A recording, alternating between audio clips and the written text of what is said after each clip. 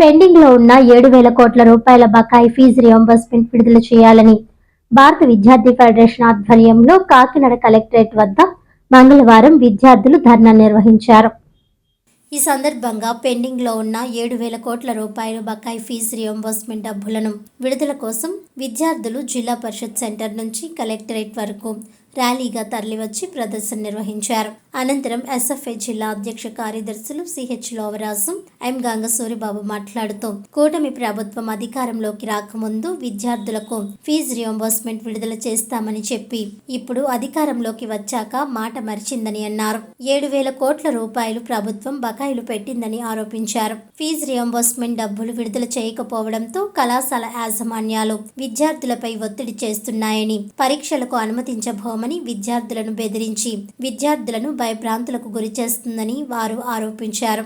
రేపు జరగబోయే బడ్జెట్ సమావేశాలలో విద్యార్థుల ఫీజు రియంబర్స్మెంట్ అంశంపై చర్చించి విద్యార్థులకు న్యాయం చేయాలని డిమాండ్ చేశారు. అనంతరం సమస్యలతో కూడిన వినతి పత్రాన్ని జిల్లా కలెక్టర్కి ఎస్ఎఫ్ఐ బృందం ఇవ్వడం జరిగింది. కలెక్టర్ స్పందించి ప్రభుత్వానికి తెలియజేస్తామని అన్నారు. జిల్లాలో ఏ కళాశాలలు కూడా విద్యార్థుల హాల్ టికెట్లు, సర్టిఫికెట్లు ఆపకుండా చూస్తామని అన్నారు. ఈ కార్యక్రమంలో ఎస్ఎఫ్ఐ జిల్లా నగర నాయకులు సంజయ్, సాహిద్, జైరాం, అమృత, నాని, సత్యం, రాజు, గమనివేలు, ఆదర్శ్, విద్యార్థులు తదితరులు పాల్గొన్నారు. నా పేరు అమృత, నేను ఎస్ఎఫ్ఐ వైస్ ప్రెసిడెంట్ని. అలాగే ఈరోజు ఫీజు రియంబర్స్మెంట్ వేస్తానని చెప్పి వేయడం మానేశారు. గత 3 సంవత్సరాలుగా వేయడం మానేశారు. ప్రైవేట్ కాలేజీలు ఏమో మీరు ఫీజు కడితేనే కానీ మీకు ఎగ్జామ్స్ పెట్టాం, హాల్ టికెట్ ఇవ్వమంటున్నారు. ఇది ఎక్కడ న్యాయం అని మేము అడుగుతున్నాం. గవర్నమెంట్ ఏమో వేస్తామని వేయట్లేదు. అలా అడుగుతుంటేనేమో స్టూడెంట్స్ రాజకీయాలు చేస్తున్నారు అంటున్నారు. ఏదో ఒక విషయంతో ఆ ప్రాబ్లం పక్కదారి పట్టిస్తున్నారు. అలాగే ఎందుకు పనికిరాని విషయాలన్నీ హైలైట్ చేస్తున్నారు. హీరోస్కి పిల్లలు పుట్టారు, అలాగే లడ్డు విషయం తీసుకొస్తున్నారు. ఇలాంటివన్నీ పట్టించుకునే బదులు మా ఫీజు రియంబర్స్మెంట్ మాకు వేస్తే మేము ఈ రోడ్డుకి ఎందుకు వస్తాం? నమస్కారం సార్, నా పేరు విజయదుర్గ. నేను బీటెక్ సెకండ్ ఇయర్ చదువుతున్నాను. ఇప్పుడు మా నాన్నగారు వాళ్ళ మా పరిస్థితి ఏంటంటే ఒక పూట కూడా గడవడం చాలా కష్టంగా ఉంటుంది. కానీ ఇప్పుడు మేము ఏ నమ్మకంతో జాయిన్ అయ్యామంటే ఫీజు రియంబర్స్మెంట్ గవర్నమెంట్ వాళ్ళు వేస్తారనే నమ్మకంతో జాయిన్ అయ్యాం.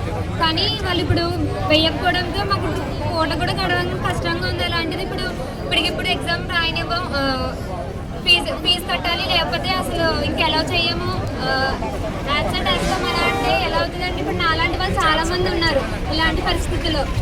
మా లాంటి వాళ్ళకి ఎలా అవుతుందంటే అసలు మీరు స్పందిస్తారని కోరుకుంటున్నాను. నా పేరు ఎం గంగసూరిబాబు, ఎస్ఎఫ్ఐ కాకినాడ జిల్లా కార్యదర్శి. ఈరోజు భారత విద్యార్థి ఫెడరేషన్ ఎస్ఎఫ్ఐ కాకినాడ జిల్లా కమిటీ ఆధ్వర్యంలో రాష్ట్ర వ్యాప్తంగా ఏదైతే engineering, pharmacy, degree, BTech, MTech సంబంధించి కోర్సులు చదివిన విద్యార్థులకి ఇవ్వాల్సిన ఫీజు రియంబర్స్మెంట్ బకాయిలు 7,000 కోట్లు పెండింగ్లో ఉన్నాయి. ఆ పెండింగ్లో ఉన్న ఫీజు రియంబర్స్మెంట్ బకాయిల్ని విడుదల చేయాలని కోరుతూ ఈరోజు భారీ ర్యాలీ నిర్వహించి కలెక్టర్ ఆఫీసులో ధర్నా నిర్వహిస్తూ ఉన్నాం. అధికారంలో రాకముందు ఈ కూటమి ప్రభుత్వం మేము అధికారంలోకి వస్తే ఇంజనీరింగ్ విద్యార్థులు విద్యార్థులు ఎవరైతే ఉన్నారో వాళ్ళందరికీ కూడా ఫీజు రియంబర్స్మెంట్ బకాయిల్ని సకాలంలో చెల్లిస్తాము, వాళ్ళ చదువులకి ఎక్కడా ఆటంకం లేకుండా చూస్తామని కూటమి ప్రభుత్వంలో అధికారంలో నుండి చంద్రబాబు నాయుడు గారు కానీ పాదయాత్రలో లోకేష్ బాబు గారు కానీ తెలియజేశారు. కానీ నేను అధికారంలోకి వచ్చిన తర్వాత ఎవరూ కూడా మా విద్యార్థులు పట్టించుకోవడం లేదు. ఈరోజు రాష్ట్రాన్ని క్వాంటమ్ సిటీగా లేకపోతే ఏదైతే గూగుల్ హబ్గా ప్రతి ఇంటికి ఒక బిజినెస్ మ్యాన్ ని పారిశ్రామికవేత్త తయారు చేస్తామని ఊరు వాడ చంద్రబాబు నాయుడు గారు చెప్తా ఉన్నారు. కానీ ఈరోజు చంద్రబాబు నాయుడు గారు ఊరికి ఇంటికి ఒక బిజినెస్ పారిశ్రామికవేత్తను తప్పించి ఈరోజు ప్రతి ఇంటికి ఒక ఇద్దరిని ఫీజు రియంబర్స్మెంట్ బకాయిల బాధితుల్ని ఈరోజు తయారు చేస్తా ఉన్నారు. వాళ్ళ కొడుకు ఏదైతే గతంలో పప్పుగా ఉన్నటువంటి లోకేష్ గారు నేను అధికారంలో వస్తే యువగలం పాదయాత్రలో ఏదైతే ఫీజు రియంబర్స్మెంట్ బకాయిలు మీకు ఇబ్బంది లేదు, నేను మీ అన్నయ్యగా మీకు అందరికీ సహకారం చేస్తా అన్నారు. కానీ ఈరోజు అధికారంలోకి వచ్చిన తర్వాత నారా లోకేష్ గారు ఏదైతే పాదయాత్రలో ఇచ్చిన హామీల్ని అమలు చేయడం లేదు. విద్యాశాఖ మంత్రిగా ఉన్న ఈయన విదేశాల చుట్టూ తిరుగుతూ పారిశ్రామికవేత్తలు కలుస్తూ మా రాష్ట్రానికి రండి, పెట్టుబడులు పెట్టండి, ఉద్యోగాలు ఇవ్వని అన్నారు. మరి ఈరోజు ఉద్యోగాలు ఇవ్వాలంటే ఇక్కడ చదువుకున్న వాళ్ళకి చదువుకోవాలి, మరి చదువుకున్న వాళ్ళకి పీజీ రిజర్వేషన్ బకాయిలు ఇవ్వాలి.